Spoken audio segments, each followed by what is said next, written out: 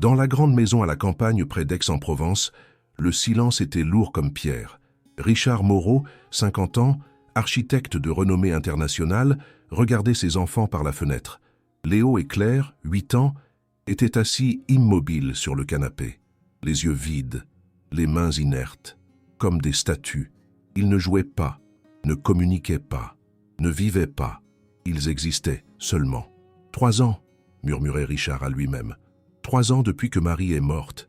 Et ils sont morts avec elle. Il était veuf et père de fantômes. Enfants sourds qui avaient sombré dans une apathie si profonde qu'aucun expert ne pouvait les atteindre. Le téléphone sonnait. C'était l'agence de personnel. « Monsieur Moreau, nous avons trouvé une gouvernante. Sophie Gallo, 65 ans, expérience en ménage. Mais elle a une condition. Elle doit amener son chien. » Richard soupirait. Un chien? Dans une maison avec équipements médicaux? Mais ensuite, il regardait à nouveau ses enfants, morts vivants. D'accord, n'importe quoi. De toute façon, ça n'a plus d'importance. Il avait cessé d'espérer. 3 ans de spécialistes, de thérapie, de technologies avancées. Rien n'avait fonctionné. Les enfants étaient des piégés, pas seulement dans la surdité, mais dans quelque chose de plus sombre, dans une apathie réactive totale. Ils ne réagissaient à rien, à personne. Ils étaient au-delà de la portée humaine. Sophie arrivait le lendemain, petite, ridée par le soleil méditerranéen, avec un sourire qui semblait déplacé dans cette maison de tristesse, et à côté d'elle, un vieux chien, boiteux, de race indéfinissable. « Voici Fido », disait-elle avec fierté. « Il a 15 ans et un cœur grand comme la mer. » Richard regardait le chien avec scepticisme, poil ébouriffé, pattes qui traînaient. « Il est très vieux », Sophie acquiesçait, « comme moi, mais encore utile. Vous verrez. » Richard n'avait pas l'énergie de discuter. La cuisine est là, les chambres là. Les enfants ont une infirmière qui s'occupe d'eux. Vous nettoyez seulement, c'est tout. Sophie regardait par la porte ouverte, voyait les enfants, immobiles. Puis-je les rencontrer? Richard hésitait. Ils ne réagiront pas, ils ne vous verront pas. Ils sont inaccessibles. Mais Sophie marchait déjà vers le salon. Fido boitait derrière. Elle s'approchait des enfants lentement, sans forcer, sans envahir. Elle s'asseyait sur une chaise proche. Fido se couchait à ses pieds. Pendant de longues minutes, personne ne bougeait. Sophie ne parlait pas, ne faisait pas de gestes. Elle était simplement assise, présente, patiente. Puis, presque imperceptible, Léo regardait, pas vers Sophie, vers le chien, vers cette créature qui respirait lourdement sur le sol. C'était le premier signe d'intérêt en des mois. Richard le voyait, le cœur sursautait, mais il n'osait pas espérer. Le lendemain, Richard partait pour le Japon. Voyage de travail de 4 semaines. Ou fuite. Lui-même ne savait plus. L'infirmière sait tout, disait-il à Sophie. Routine stricte, repas, médicaments, thérapie. Ne changeait rien. Sophie acquiesçait. Je comprends, monsieur. Mais dans ses yeux, il y avait quelque chose. Détermination, rébellion douce. Richard était trop épuisé pour analyser. Il montait en voiture, regardait une dernière fois vers la maison, vers le tombeau où vivaient ses enfants. Peut-être qu'à mon retour, j'aurai la force de les mettre en institution, pensait-il. C'était une pensée terrible. Mais après, 3 ans d'échec, que restait-il? Il partait, laissant derrière le silence. Et Sophie avec son vieux chien. Le premier jour sans Richard, Sophie observait. L'infirmière, femme rigide de 40 ans, traitait les enfants comme des objets. « C'est l'heure du repas », annonçait elle-même en sachant qu'ils n'entendaient pas. Elle mettait devant eux des bols de bouillie grise. Purée de légumes, régime approuvé. Les enfants ne mangeaient pas. L'infirmière prenait la cuillère, forçait dans la bouche de Léo. Le garçon avalait mécaniquement, sans volonté, sans vie. Sophie regardait avec le cœur serré. « Arrêtez », disait-elle d'une voix ferme. L'infirmière la regardait avec mépris. « Vous êtes gouvernante. Je suis professionnelle médicale. N'interférez pas. » Mais Sophie ne bougeait pas. « J'ai dit arrêter. » L'infirmière soufflait, mais obéissait à contre-cœur. « D'accord. Faites-les manger vous-même. On verra bien. » Elle sortait de la pièce. Sophie s'asseyait, regardait les bols, bouillis, sans saveur, sans couleur, sans âme. « Non, » disait-elle, « les enfants ne mangent pas ça. » Elle emportait les bols, allait à la cuisine, ouvrait le garde-manger, trouvait de la farine, des tomates, du basilic, de l'huile d'olive, de la mozzarella. Je vais faire ce que je sais faire, de la vraie cuisine. Pendant 2 heures, elle travaillait, préparait des pâtes fraîches, une sauce simple mais parfumée. Quand elle revenait dans le salon, elle apportait des assiettes colorées, rouge de la tomate, vert du basilic, blanc de la mozzarella. Elle s'asseyait à table avec les enfants, pas devant eux, avec eux. Elle mettait une assiette pour elle, une assiette pour Léo, une assiette pour Claire et un bol pour Fido. « Mangeons ensemble », disait-elle même, en sachant qu'ils n'entendaient pas. Elle commençait à manger, avec les mains, prenait les pâtes, sentait la texture, le goût. Fido attendait patiemment. Sophie lui donnait un morceau. Le chien mangeait avec enthousiasme, remuait la queue. Les enfants regardaient, pas les assiettes. Le chien, cette créature qui montrait de la joie, du plaisir, de la vie. C'était la première lueur de lumière dans des années d'obscurité. Les jours passaient. Sophie établissait une nouvelle routine. Plus de bouillie, plus de repas forcés, cuisine provençale, parfumée, colorée. Et toujours, Fido était présent. Le vieux chien avait un don. Il ne forçait pas l'attention, mais il attirait. Sa présence calme, son mouvement lent, sa queue qui bougeait quand il était content. Les enfants commençaient à regarder plus souvent. Ils ne réagissaient toujours pas, mais ils regardaient. C'était un progrès infinitésimal. Mais un progrès. L'infirmière protestait. « Vous rompez le protocole, Monsieur Moreau le saura. » Mais Sophie ignorait.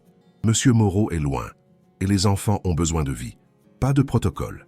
Une semaine après le départ de Richard, arrivait le premier miracle. Sophie était assise dans le jardin. Fido à côté. Léo et Claire étaient amenés dehors par Sophie contre les protestations de l'infirmière. « Le soleil fait du bien », avait dit Sophie. « L'air fait du bien, la vie fait du bien. » Les enfants étaient assis immobiles, mais au moins ils étaient dehors, plus enfermés dans cette maison-musée. Sophie lançait une vieille balle. « Va, Fido !» Le chien se levait, boitait derrière la balle, la prenait, revenait. Sophie le caressait. « Bon garçon !» Elle lançait à nouveau, et encore. C'était un jeu simple, ancien. Mais les enfants regardaient. Les yeux suivaient le mouvement de la balle, du chien. C'était la vie en mouvement. Puis la balle roulait, s'arrêtait au pied de Léo. Fido s'approchait, s'asseyait, regardait le garçon, attendait, patient, comme s'il savait, comme s'il comprenait que ce petit humain avait besoin de temps, d'espace, d'une invitation douce, pas de pression. Léo regardait la balle, puis le chien, puis la balle. Pendant de très longues minutes, personne ne bougeait. Sophie retenait son souffle, ne disait rien, ne forçait pas, elle attendait. Et puis, lentement, Léo tendait la main, touchait la balle, sentait la texture. Caoutchouc vieux, rugueux, réel. Il la poussait faiblement, vers le chien. C'était un geste minuscule, mais c'était un geste. C'était l'intention, c'était la vie qui revenait. Vous m'écoutez depuis Marseille, depuis Aix, depuis Avignon? Commentez votre ville. On approche des 1000 abonnés. Laissez un like et abonnez-vous. Que Dieu vous bénisse. Sophie souriait à travers les larmes. Bravo Léo, très bien. Même si le garçon n'entendait pas les mots, peut-être sentait-il l'émotion. Peut-être voyait-il la lumière dans les yeux de Sophie. Le chien prenait la balle, revenait, s'asseyait à nouveau devant Léo, attendait. Et Léo, avec un mouvement encore hésitant, poussait à nouveau. C'était le deuxième geste en des années. C'était un petit miracle.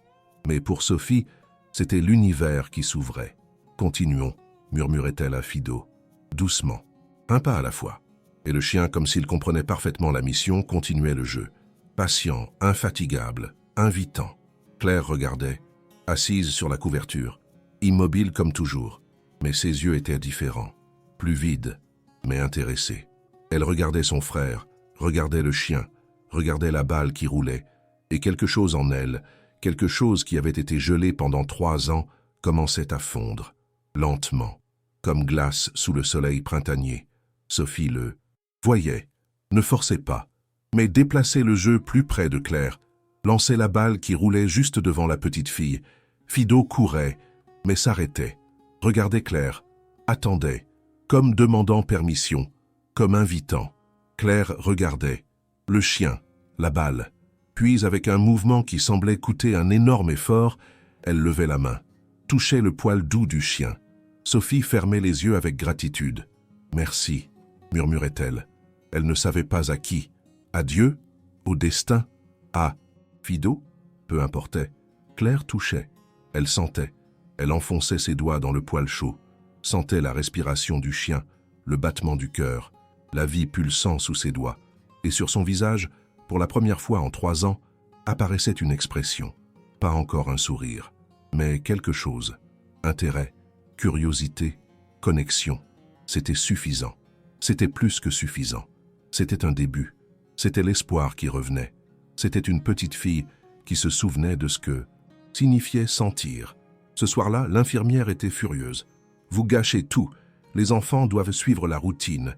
Ils doivent rester calmes, stables. » Mais Sophie ne cédait pas. « Calmes? Ils sont morts, vivants mais morts. La routine n'est pas la vie. C'est une prison. » L'infirmière menaçait. « J'appellerai Monsieur Moreau. Je dirai tout. » Sophie haussait les épaules. « Appelez. Dites que ces enfants ont touché quelque chose pour la première fois en 3 ans. On verra ce qu'il dira. » L'infirmière n'appelait pas, parce qu'elle savait. Elle savait que si Richard apprenait que quelque chose fonctionnait, même si ce n'était pas orthodoxe, il ne l'arrêterait pas. Parce qu'il était un père désespéré, qui avait tout essayé, et tout avait échoué. 2e semaine. Sophie introduisait la nourriture comme thérapie. Elle ne forçait pas, mais elle invitait. Elle cuisinait une bouillabaisse.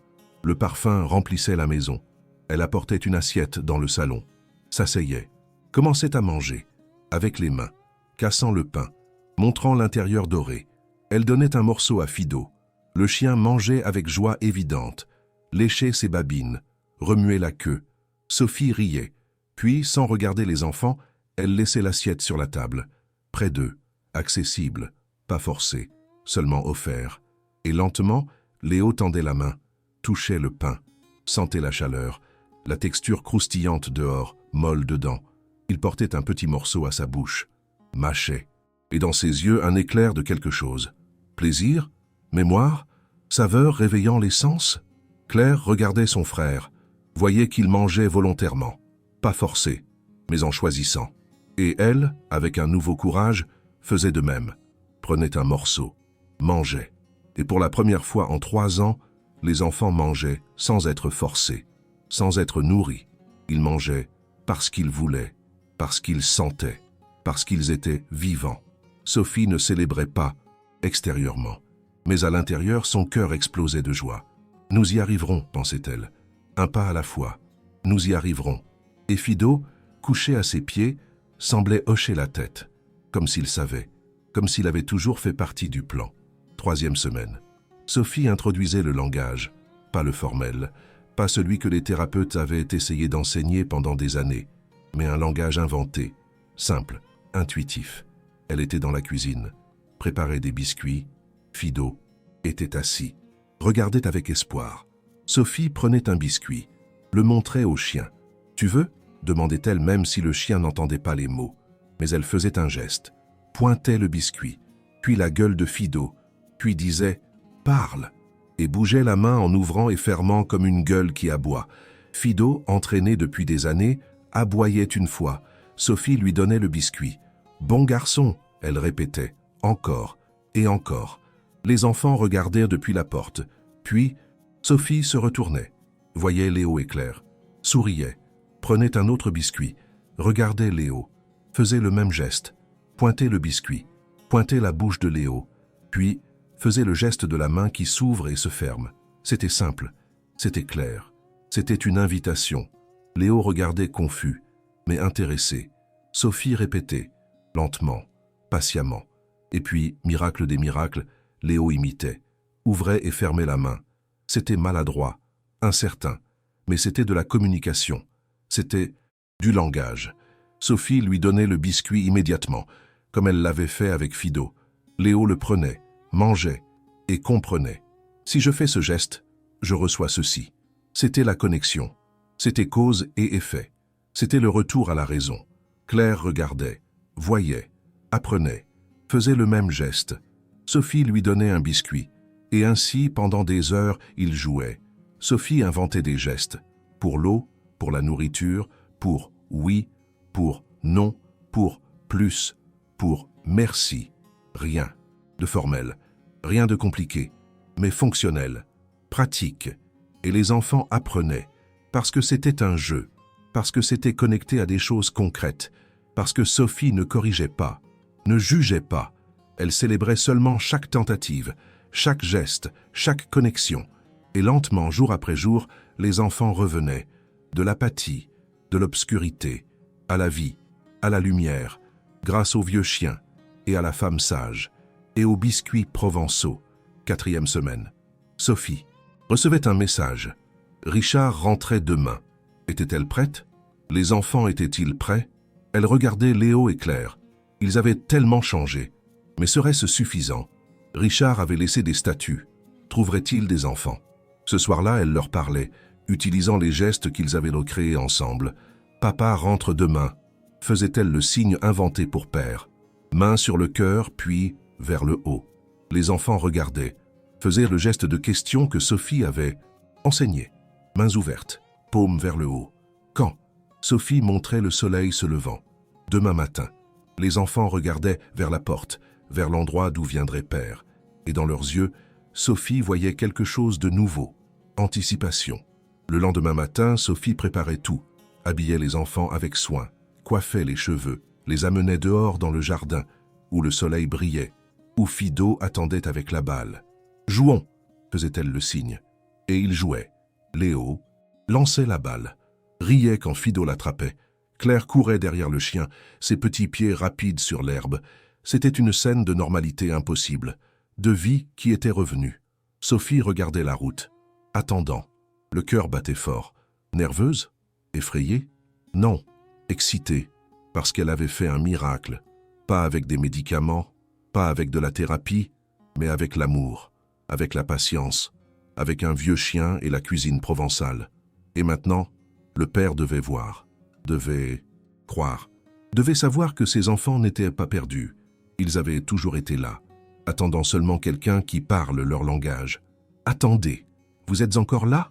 C'est l'histoire la plus incroyable qu'on ait racontée. Un père désespéré, des enfants perdus dans l'apathie, une gouvernante avec un vieux chien et un miracle qui va arriver. Mais vous devez savoir ce qui se passe quand le père revient. Laissez un like maintenant si vous voulez voir la tête de Richard quand il voit ses enfants vivants pour la première fois en 3 ans. Abonnez-vous si vous croyez au miracle de l'amour simple et commentez « J'attends le miracle » si votre cœur bat fort comme le mien. Vous m'écoutez depuis Paris, depuis Lyon, depuis Nice. Commentez votre ville. Ne partez pas. Le moment qui va tout changer arrive. Je promets, ce qui arrive maintenant va vous faire pleurer de joie. Continuez à regarder. La voiture de Richard entrait dans l'allée à 10 heures du matin. Il avait conduit depuis l'aéroport en silence, se préparant mentalement, au statut, au silence, à la maison qui était tombeau. 4 semaines parties, 4 semaines à essayer d'oublier. Mais on ne pouvait pas oublier. On ne pouvait pas oublier ses enfants, même quand ils étaient inaccessibles, même quand ça faisait mal juste de les regarder. Il se garait, éteignait le moteur, respirait profondément. « Courage !» se disait-il. « Entre, affronte. Peut-être qu'aujourd'hui est le jour où tu décides pour l'institution. » C'était une pensée douloureuse. Mais après 3 ans, que restait-il? Il descendait de la voiture, prenait la valise, marchait vers la maison. Mais quelque chose était différent. La maison était silencieuse, comme toujours. Mais l'air semblait différent, léger. Il ouvrait la porte, entrait. « Sophie » appelait-il. Pas de réponse. Il cherchait dans le salon, vide, dans la cuisine, vide. Où étaient tous? Où étaient les enfants? La panique commençait à monter. Puis il entendait quelque chose. Pas un son, mais une présence. Il marchait vers la fenêtre qui donnait sur le jardin, regardait dehors et se figeait, complètement, absolument, parce que ce qu'il voyait était impossible. Dans le jardin, sous le soleil provençal, Claire courait, avec grâce, avec vitesse, avec joie évidente sur le visage. Elle courait après la balle, et le vieux chien boitait derrière elle, et la petite fille riait.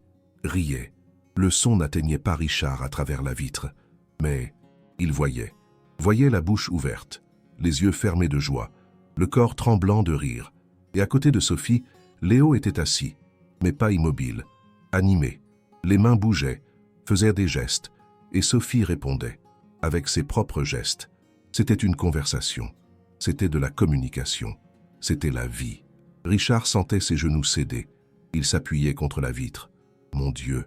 murmurait-il. « Qu'est-ce qui s'est passé ?» Il sortait. Les jambes tremblaient. Il marchait. Lentement vers le jardin, comme si un mouvement brusque pouvait briser l'enchantement. Sophie le voyait, souriait, faisait signe aux enfants, pointait vers la maison. Léo et Claire se retournaient, voyaient leur père, et au lieu d'apathie, au lieu de vide, leur petit visage s'illuminait. Ils couraient, pas lentement, pas hésitant, mais avec enthousiasme, avec énergie. Ils s'arrêtaient devant lui, et ensemble faisaient un geste, main sur le cœur, puis tendu vers lui. Richard ne comprenait pas la signification, mais il comprenait l'émotion. C'était papa, c'était on t'aime, c'était la connexion, c'était l'amour. Il tombait à genoux, les larmes coulaient incontrôlables. « Comment ?» demandait-il à Sophie, la voix brisée. « Comment avez-vous fait ?»« 4 semaines, seulement 4 semaines. J'ai dépensé 3 ans, des fortunes, des spécialistes. Et vous, en 1 mois, il ne pouvait pas finir. » Sophie s'agenouillait à côté. « Je n'ai rien fait de spécial, monsieur. J'ai seulement aimé. J'ai cuisiné, j'ai joué. Et Fido a fait le reste. » Elle pointait le chien assis près, la queue battant lentement. Les enfants n'avaient pas besoin de thérapie. Ils avaient besoin de vie, de chaleur, de quelqu'un qui ne les voyait pas comme des problèmes, mais comme des enfants. Richard regardait ses enfants, qui le touchaient avec hésitation, petite main sur son visage, sur sa poitrine, sentant qu'il était réel, qu'il était revenu. Dans les jours suivants, Richard observait tout. Voyait comment Sophie communiquait avec des gestes simples, comment elle cuisinait et partageait la nourriture, comment elle utilisait Fido comme pont. « C'est génial », disait-il. « Vous avez inventé leur langage. » Sophie secouait la tête. « Non, j'ai seulement utilisé ce qu'ils avaient, les mains, les yeux, les sens. Tous les experts essayaient d'enseigner un langage formel. Mais les enfants n'étaient pas prêts. Ils étaient trop fermés, trop traumatisés. Ils avaient d'abord besoin de sentir, de vivre. Ensuite, ils pouvaient apprendre. C'était une sagesse profonde, née non de livres, mais d'expérience, de vie, d'un cœur qui comprenait. Richard appelait tous les spécialistes qu'il avait consultés. « Je dois vous dire quelque chose », disait-il à chacun. « Mes enfants communiquent, ils vivent. Pas grâce à vos méthodes, mais grâce à une gouvernante avec un vieux chien. Certains étaient sceptiques. Impossible. Des enfants avec une apathie si profonde ne guérissent pas en quelques semaines. D'autres étaient curieux. Pouvons-nous venir étudier le cas ?» Mais Richard refusait. « Non, assez d'études, assez d'observations. Mes enfants ne sont pas des cas. Ce sont des enfants. Et enfin, ils sont des enfants. » C'était une limite qu'il établissait. C'était une protection qu'il offrait. Enfin, un neurologue particulièrement insistant arrivait quand même. « Je dois voir. Je dois comprendre. » Richard permettait, à contre-cœur. Le docteur observait Léo et Claire dans le jardin. Voyait les gestes, voyait l'interaction, voyait la vie. « C'est extraordinaire, » admettait-il. « Ce que je vois ne devrait pas être possible. Pas dans ce laps de temps. » Il se tournait vers Richard. « Qu'est-ce qui a changé exactement ?» Richard pointait Sophie. Elle a changé. Et Fido, et la cuisine provençale, et l'amour sans attente. Le docteur écrivait frénétiquement. « Je dois documenter, je dois publier. » Mais Richard arrêtait sa main. « Non, vous ne publierez pas. Vous ne ferez pas de ma famille une expérience. Mais je vais vous dire ce que j'ai appris. » Il regardait ses enfants. « Pendant 3 ans, j'ai essayé de les réparer, comme on répare une machine cassée, avec des outils, avec de la technologie, avec des experts. Mais ils n'étaient pas cassés. Ils étaient blessés, traumatisés, fermés. Et la guérison n'est pas venue de la médecine. Elle est venue de quelqu'un qui s'asseyait avec eux, qui cuisinait pour eux, qui ne demandait rien, mais offrait tout. » Le docteur écoutait. « Et le chien ?» Richard souriait. Le chien était un pont, une créature qui ne jugeait pas, qui n'attendait rien, qui aimait seulement. Et dans cet amour, les enfants ont trouvé la sécurité pour sortir. Le docteur partait pensif. Richard retournait au jardin, s'asseyait avec Sophie. « Que fais-je maintenant ?» demandait-il. « Comment procéder ? J'engage à nouveau des thérapeutes ?» Sophie regardait les enfants qui jouaient. Pourquoi? Ils apprennent.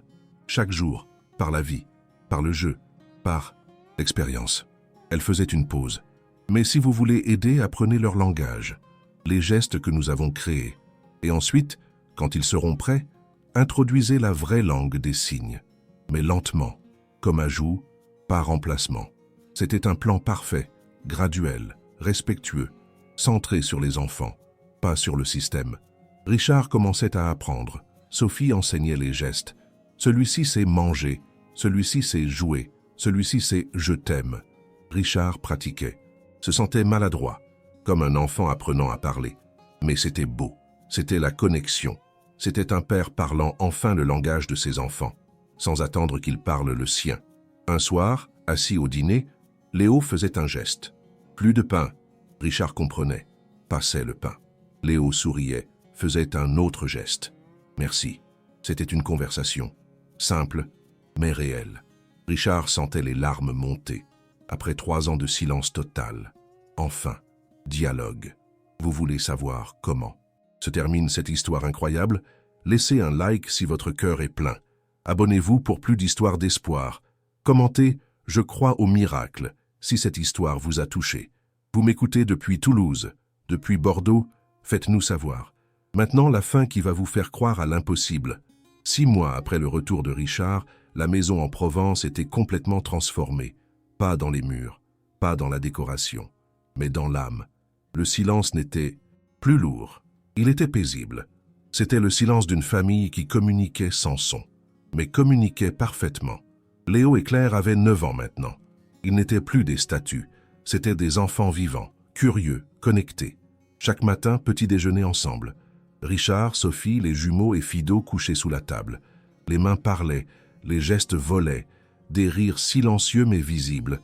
C'était une normalité miraculeuse. Richard avait pris des décisions importantes. « Je ne retourne pas travailler comme avant », annonçait-il. « Les grands projets peuvent attendre, ou aller à d'autres. Mes enfants ne peuvent pas attendre. » Il travaillait de la maison. Bureau converti en espace partagé, où Léo et Claire pouvaient entrer, voir papa travailler, dessiner avec lui. C'était la présence dont ils avaient toujours eu besoin, mais qu'il avait nié, trop occupé avec les solutions, avec les recherches, avec les experts. Quand la solution était simple, être là, Sophie devenait officiellement partie de la famille. « Vous n'êtes pas gouvernante », disait Richard. « Vous êtes mamie Sophie, si vous acceptez. » Sophie pleurait de joie. C'est le plus grand honneur. 1 an après le miracle, arrivait une nouvelle. Richard recevait un appel. « Monsieur Moreau, j'ai entendu parler de la transformation de vos enfants. Je suis directeur d'une fondation pour enfants avec besoins spéciaux. Nous aimerions apprendre. Nous aimerions répliquer. » Richard hésitait. Il voulait protéger sa famille. Mais ensuite, il regardait Sophie. « Qu'en pensez-vous » Sophie réfléchissait. « Si nous pouvons aider d'autres enfants, d'autres parents désespérés, comme vous l'étiez, alors nous devons. » C'était juste. C'était généreux. Richard acceptait, mais avec des conditions. Pas d'expérience, pas d'observations invasives. Nous venons, nous enseignons, à notre façon. Ainsi naissait Fondation Fido. Pas pour honorer le chien, mais pour honorer le principe. Que les animaux guérissent, que la simplicité guérit, que l'amour guérit. La maison devenait un centre où les familles venaient, avec des enfants traumatisés, avec des enfants fermés, avec des enfants considérés inaccessibles. Et Sophie enseignait. Ne forcez pas, ne poussez pas, offrez seulement, cuisinez ensemble, jouez avec des animaux, créez votre langage, basé sur ce que l'enfant peut faire, pas sur ce qu'il ne peut pas. C'était une révolution douce, contre des années de protocoles rigides, de thérapie structurée, d'attentes qui écrasaient. 5 ans après le miracle, Léo avait 13 ans. Il allait entrer dans une école spéciale, mais pas seulement comme élève, comme ambassadeur. « Je veux montrer aux autres enfants sourds », communiquait-il avec des gestes fluides maintenant, que la surdité n'est pas une prison, c'est juste une façon différente d'être. Il avait appris la vraie langue des signes, mais utilisait encore les gestes de Sophie comme base, comme maison. Richard était incroyablement fier. « Mon fils est un leader, un professeur. Il y a 5 ans, il était une statue. Maintenant, il est un phare. C'était une transformation que personne n'avait prévue, sauf Sophie, qui avait toujours vu le potentiel, caché, mais présent. Claire avait pris un chemin différent. « Je veux travailler avec les animaux », communiquait-elle, comme Fido a travaillé avec moi. « Je veux entraîner des chiens pour enfants traumatisés. » Fido avait 15 ans maintenant, très vieux, lent, mais encore présent, encore en train de travailler.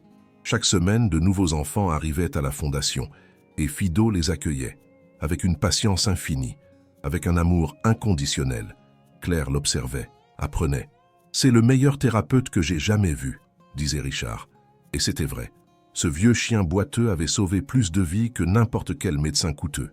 10 ans après le miracle, Fido mourut paisiblement, dans son sommeil, dans son panier préféré, à côté du lit de Sophie. La famille était dévastée. Léo et Claire pleuraient silencieusement. Les mains tremblaient pendant qu'ils faisaient des gestes. « Il nous a sauvés. Qui va le sauver ?»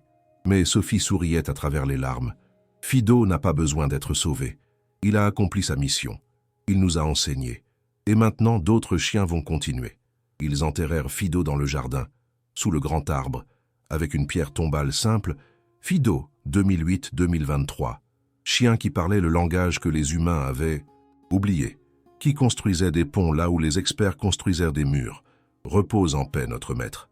La fondation Fido s'étendait, pas seulement en Provence, mais dans toute la France. 20 centres en 10 ans. Toujours avec des animaux, insistait Richard. Toujours avec cuisine partagée, toujours avec langage créé ensemble. Jamais imposé. C'était un manifeste. C'était une révolution. Et ça fonctionnait. Des milliers d'enfants qui avaient été étiquetés comme inaccessibles, comme perdus, revenaient grâce aux chiens, grâce aux chats, grâce aux chèvres et aux lapins, grâce à la nourriture faite avec amour, grâce aux gestes inventés avec patience. La médecine traditionnelle résistait. « Ce n'est pas scientifique », protestait-il. Mais les résultats parlaient. Les enfants souriaient, les familles se guérissaient. Qu'est-ce qui était plus scientifique que ça? 15 ans après le miracle, Sophie avait 80 ans. Elle ralentissait physiquement, mais enseignait encore. « C'est ma vie maintenant », disait-elle. « Ces enfants, ces familles, c'est ma raison. » Elle avait formé 100 Sophie, d'autres femmes, d'autres hommes, qui comprenèrent le principe, que l'amour simple guérit, que la présence guérit, que la patience guérit. Un jour, une jeune mère arrivait, désespérée. « Mon fils est autiste, il ne parle pas, ne regarde pas. 3 ans, comme les vôtres étaient. » Sophie l'embrassait. « Je sais, je connais cette douleur, ce désespoir. » Elle amenait la femme dans la cuisine. « Faisons du pain ensemble. Vous, moi, votre fils et le chien. Voyons ce qui se passe. » 2 heures plus tard, le garçon touchait la pâte. Pour la première fois en des mois, la mère pleurait. « Comment avez-vous fait ?» Sophie souriait. « Je n'ai pas fait. Il a fait. Il avait juste besoin d'une invitation douce, sans pression, sans attente. » C'était une leçon qu'elle répétait 1000 fois, mais toujours avec la même passion, le même amour, la même conviction. Richard regardait depuis la porte, sa grand-mère adoptive, sa sauveuse, sa maîtresse. « Merci », disait-il chaque jour, « pour avoir vu ce que je ne voyais pas. » Et Sophie répondait toujours la même chose. « J'ai seulement vu l'amour.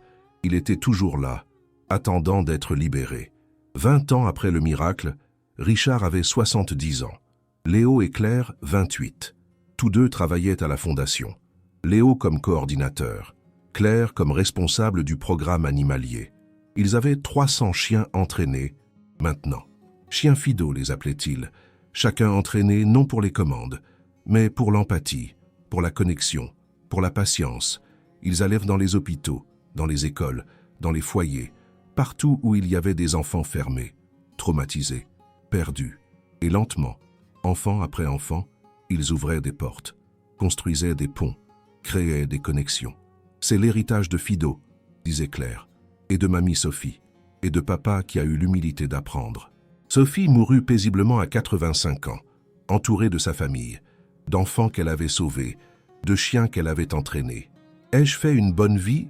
demandait-elle dans les dernières heures. Richard tenait sa main. « Vous avez fait une vie miraculeuse. Vous avez sauvé mes enfants, et des milliers d'autres. Vous avez enseigné que la simplicité vaut plus que la complexité, que l'amour vaut plus que la thérapie, qu'un vieux chien vaut plus que 1000 experts. Sophie souriait. Alors je peux partir en paix. Elle fermait les yeux. Une femme qui était arrivée comme gouvernante et qui partait comme une sainte. Ils enterrèrent Sophie à côté de Fido, sous le même arbre. La pierre tombale disait « Sophie Gallo, 1958-2043 ». Quand le millionnaire désespéré quitta la maison pour fuir la douleur, elle resta, avec un vieux chien et un cœur ancien. En 4 semaines, elle fit le miracle que 3 ans de médecine n'avaient pas fait. Pas avec des thérapies, mais avec du pain, avec des gestes, avec l'amour patient.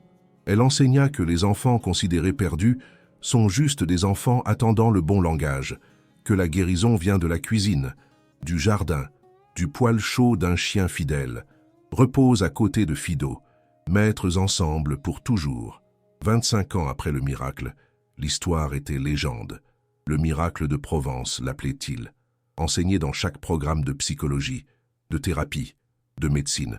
Comment une gouvernante avec un chien guérit des enfants que les experts avaient déclarés perdus.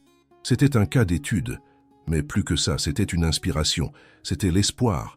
Les professeurs disaient « Sophie Gallo n'avait pas de diplôme, n'avait pas de certification, mais elle avait la sagesse que l'école n'enseigne pas, que la vie enseigne, que l'amour enseigne. » Les étudiants écoutaient fascinés. « Pouvons-nous répliquer ?» demandaient-ils.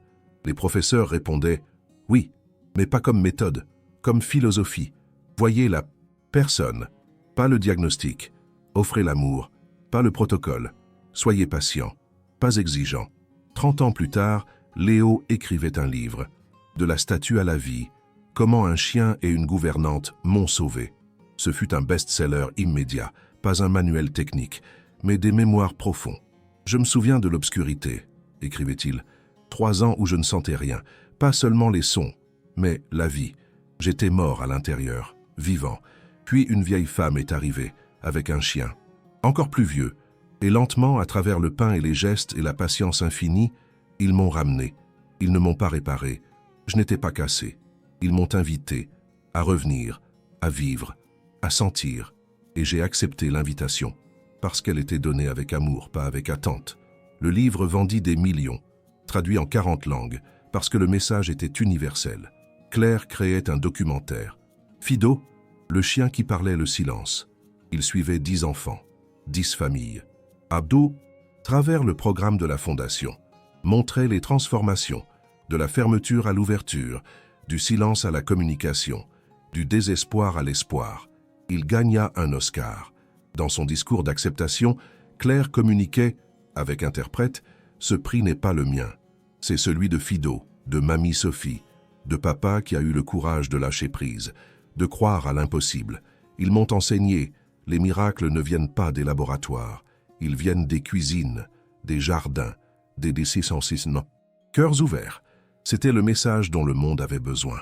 40 ans après ce jour où Richard était revenu et avait été choqué, il mourut à 90 ans. Il avait bien vécu. Il avait vu ses enfants devenir des adultes extraordinaires. Il avait construit une fondation qui changeait des milliers de vies. Il avait appris la leçon la plus importante. Ce ne sont pas moi qui sauve mes enfants, ce sont eux qui me sauvent. En m'enseignant que j'étais aveugle, que je cherchais des solutions complexes à des problèmes simples, que tout ce dont ils avaient besoin était l'amour, la présence, la patience, et un vieux chien qui comprenait le langage que j'avais oublié. Parce que c'était la vérité finale.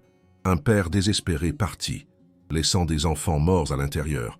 Une gouvernante resta, avec un vieux chien, et en 4 semaines miraculeuses, elle fit l'impossible, pas avec de la magie, mais avec un amour têtu, avec de la pâte provençale, avec des gestes patients, avec un chien qui construisait des ponts.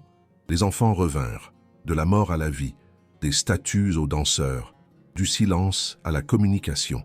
Et quand le père revint et vit, il fut choqué, parce qu'il avait cherché 3 ans, avec des fortunes, avec des experts, avec des technologies, et tout ce qu'il fallait était une femme simple, qui comprenait que la guérison ne vient pas de la tête, elle vient du cœur, des mains qui pétrissent, d'un chien qui invite, d'un amour qui ne demande pas, mais offre seulement, comme Sophie offrit, comme Fido offrit, comme le miracle arriva, silencieusement, simplement, parfaitement. Vous croyez que les miracles viennent d'endroits simples? Laissez un like si Sophie et Fido vous ont ému. Abonnez-vous pour plus d'histoires d'espoir impossibles. Commentez. Je crois à l'amour simple, si cette histoire a touché votre cœur. Merci pour ce voyage extraordinaire.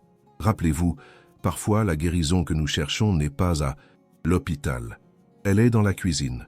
Elle n'est pas dans le protocole, elle est dans la patience. Elle n'est pas dans la thérapie coûteuse. Elle est dans le vieux chien qui connaît le langage que nous avons oublié, comme Sophie a enseigné, comme Fido a démontré, comme le miracle a prouvé. L'amour simple guérit, toujours. Au revoir, chers amis.